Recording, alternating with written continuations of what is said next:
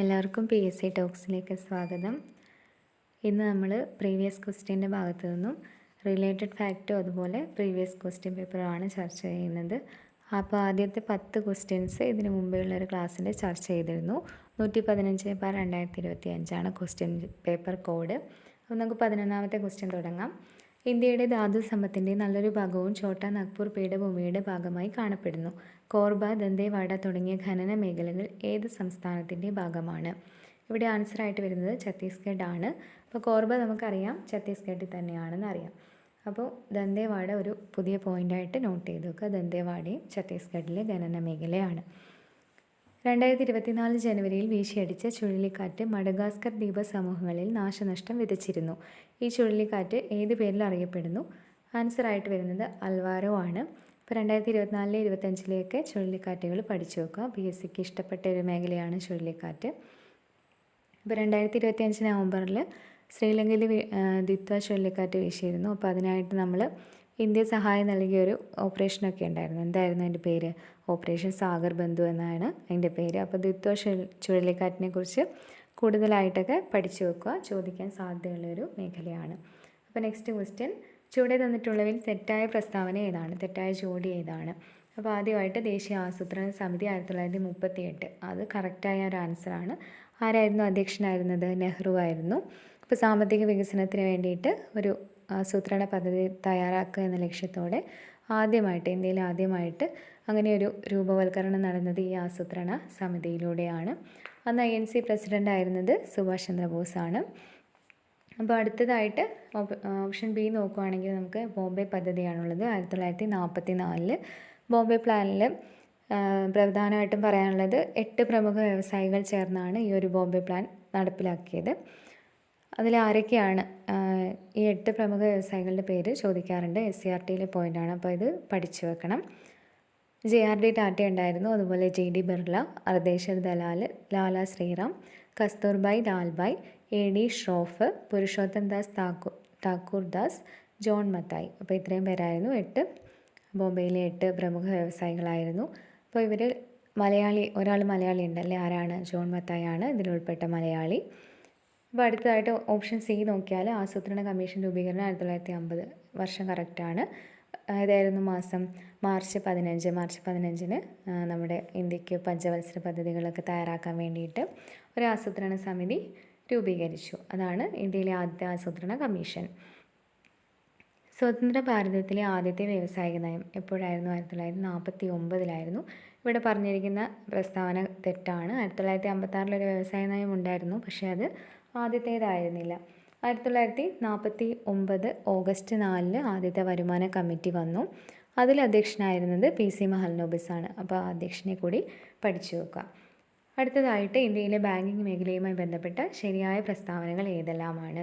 അപ്പോൾ ആദ്യത്തെ പ്രസ്താവന 1969 14 ബാങ്കുകൾ ദേശസാൽക്കരിക്കപ്പെട്ടു. ശരിയാണ്. 1993 new bank of India Punjab national ബാങ്കിൽ ലയിപ്പിച്ചു. അപ്പോൾ 1993 ന്യൂ ബാങ്ക് ഓഫ് ഇന്ത്യയാണ് പഞ്ചാബ് നാഷണൽ ബാങ്കിൽ ലയിപ്പിച്ചത്. അതും കറക്റ്റായ ഒരു പ്രസ്താവനയാണ്.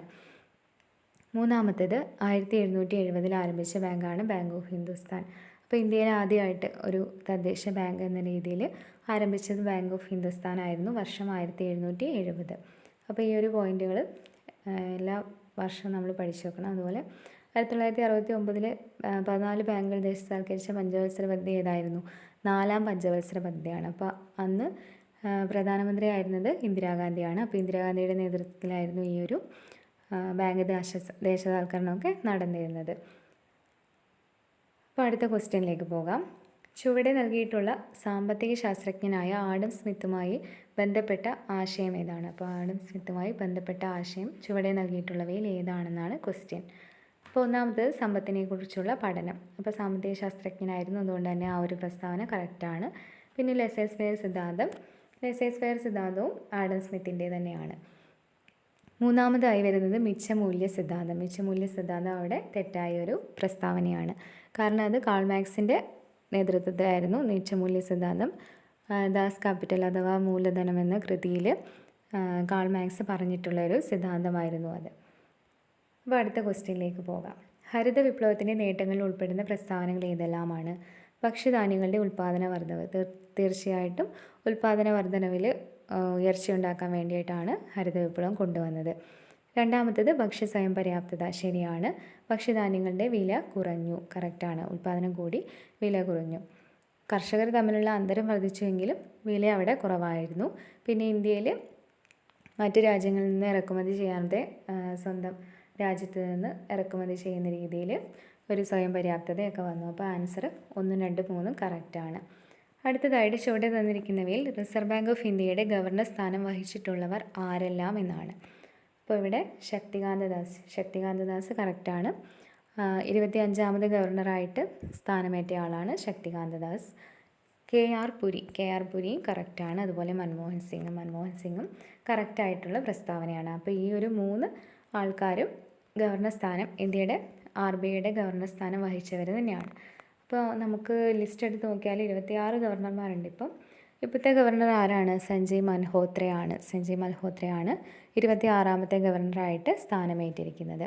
അപ്പോൾ നമുക്ക് ആദ്യത്തെ ഗവർണർ ആരായിരുന്നു? ഓസ്ബോൺ സ്മിത്താണ്. പിന്നീട് ആദ്യത്തെ ഇന്ത്യക്കാരനായ ഗവർണർ ആരായിരുന്നു ചോദിച്ചാൽ CD ദേശ്മുഖാണ്. അപ്പോൾ നമുക്ക് ഇതിൻ്റെ അകത്ത് കുറച്ച് റെയറായിട്ടുള്ള പേരുകൾ നമുക്കൊന്ന് നോട്ട് ചെയ്ത് വെക്കാം. അപ്പോൾ ബെനഗൽ രാമറാവുവിൻ്റെ പ്രത്യേകത എന്താണ്? ഏറ്റവും കൂടുതൽ കാലം ഗവർണറായിരുന്ന ആളാണ് ബെനഗൽ രാമറാവു. അടുത്തതായിട്ട് KG അംബേഗവോൻകർ, അതൊരു ഡിഫറെൻ്റ് ആയ ഒരു പേരാണ്. പിന്നെ HVR ലങ്കാർ, പിന്നെ PC ഭട്ടാചാര്യ, ലക്ഷ്മികാന്ത് ചായ നമുക്കറിയാം. ദേശസാൽക്കരണം നടന്നപ്പോൾ ഗവർണറായിരുന്നത് ലക്ഷ്മികാന്ത് ചായ ആണ്. പിന്നെ BN അഡാർഗർ, അതുപോലെ S ജഗന്നാഥൻ, പിന്നെ NC സെൻഗുപ്ത, KR പുരി. അപ്പോൾ KR പുരി അവിടെയാണ് വരുന്നത്. പിന്നെ M നരസിംഹം, IG പട്ടേൽ, പിന്നെ അമിതാവ് ഘോഷിനെ നമുക്കറിയാം.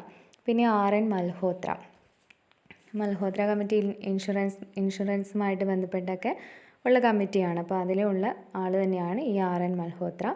പിന്നെ S വെങ്കിട്ടരമണൻ, അടുത്തതായിട്ട് C രംഗരാജൻ, പിന്നെ ബിമൽ ജലാൻ, അതുപോലെ YV റെഡ്ഡി, D സുബ്ബറാവു, രഘുറാം രാജൻ, ഊർജിത് പട്ടേൽ, ശക്തികാന്ത ദാസ്. അപ്പോൾ ഇവരൊക്കെ ഉണ്ട്. അപ്പോൾ ഡിഫറെൻ്റ് ആയിട്ടുള്ള പേരുകളൊക്കെ ഒന്ന് നോട്ട് ചെയ്ത് വെക്കാം.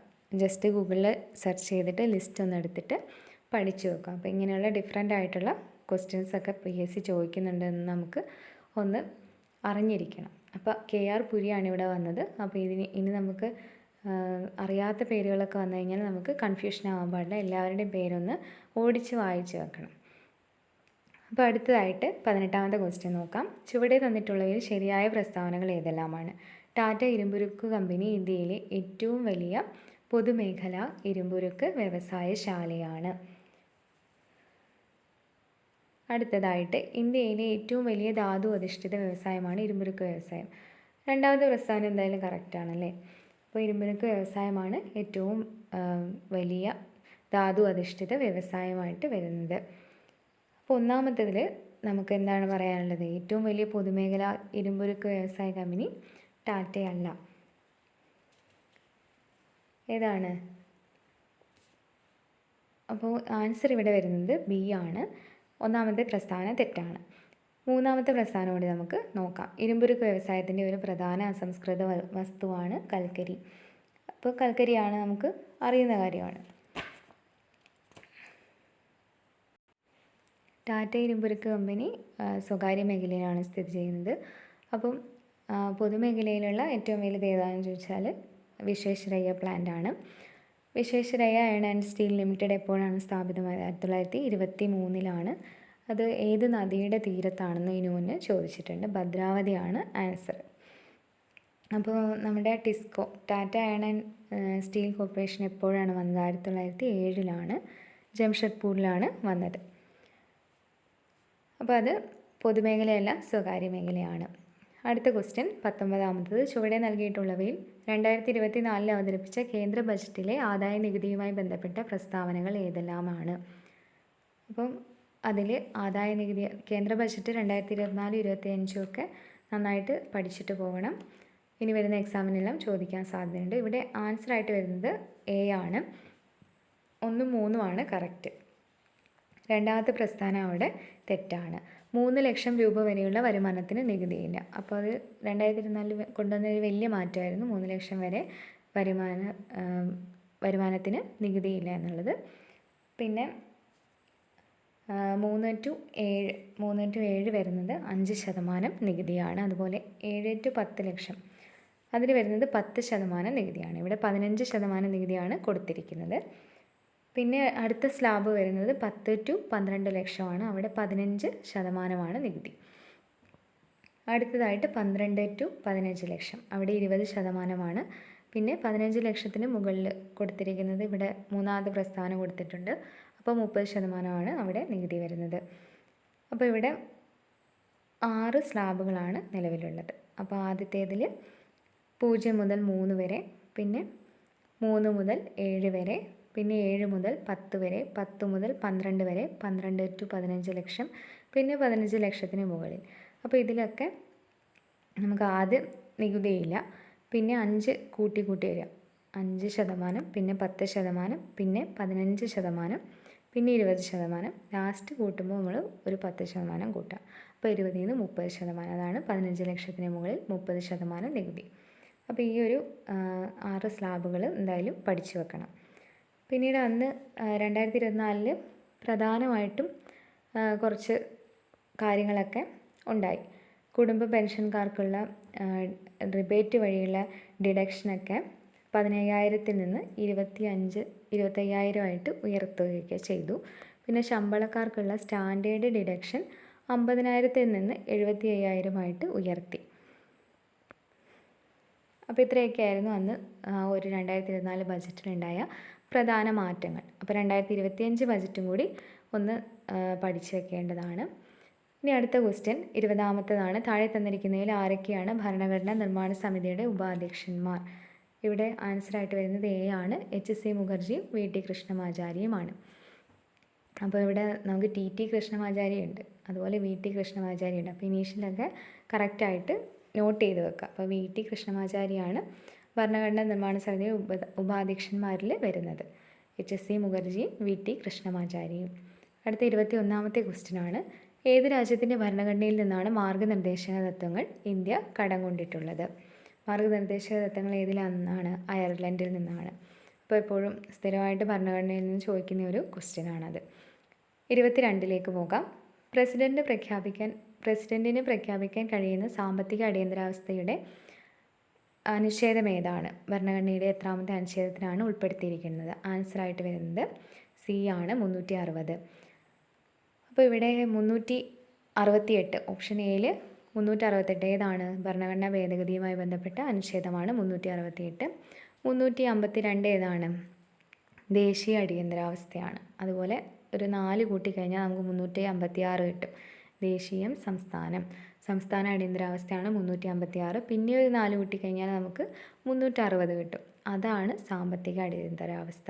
അപ്പോൾ സംസാരം എന്നോർത്ത് വെച്ചാൽ നമുക്ക് ഈ കോഡുകളെല്ലാം, ഈ അനുച്ഛേദങ്ങളെല്ലാം പഠിക്കാം.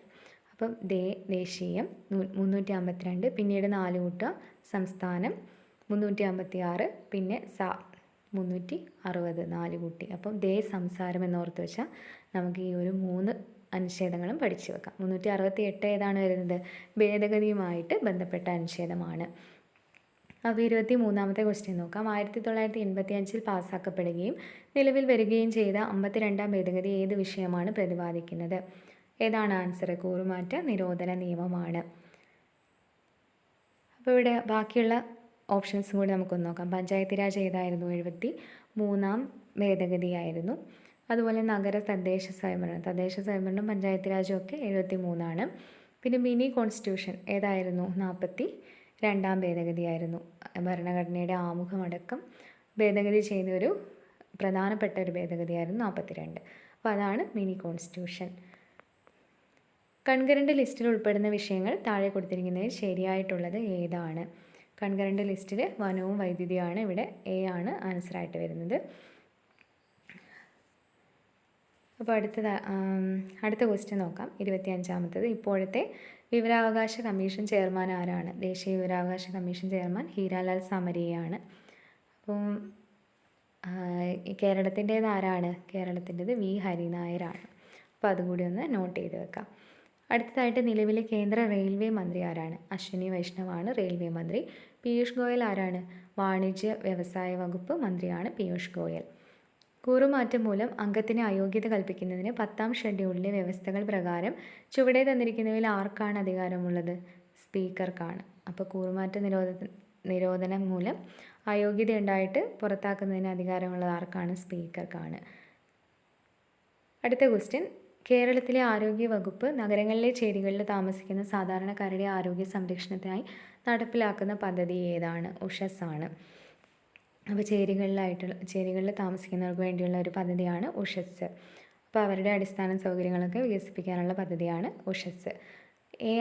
ഓപ്ഷൻ എ ആയിട്ട് വരുന്നത് ഏതാണ്? സ്നേഹസാന്ത്വനമാണ്. സ്നേഹസാന്ത്വനം നമ്മുടെ എൻഡോസൾഫാൻ ദുരിതബാധിതർക്കും അതുപോലെ മാരകമായ രോഗങ്ങൾ ബാധിച്ചിട്ടുള്ളവർക്കും അതുപോലെ മാനസിക വെല്ലുവിളികളും ശാരീരിക വെല്ലുവിളികളും ഒക്കെ നേരിടുന്നവർക്ക് വേണ്ടിയിട്ടുള്ള ഒരു പദ്ധതിയാണ്. ഇപ്പോൾ സ്നേഹസാന്ത്വനത്തിൽ 3 ടൈപ്പിലാണ് ധനസഹായങ്ങൾ കൊടുക്കുന്നത്. പ്രധാനമായിട്ടും പൂർണ്ണമായും കിടപ്പിലായവർക്കും മാനസിക വെല്ലുവിളി നേരിടുന്നവർക്കുമാണ് കൊടുക്കുന്നത്. അത് 2200 രൂപയാണ്. പിന്നെ മാറാരോഗം ബാധിച്ച് കിടപ്പിലായവർക്ക് അതുപോലെ ക്യാൻസർ ഉൾപ്പെടെയുള്ള രോഗങ്ങളാണ് ഇവിടെ പറയുന്നത്. 1700 രൂപയാണ്.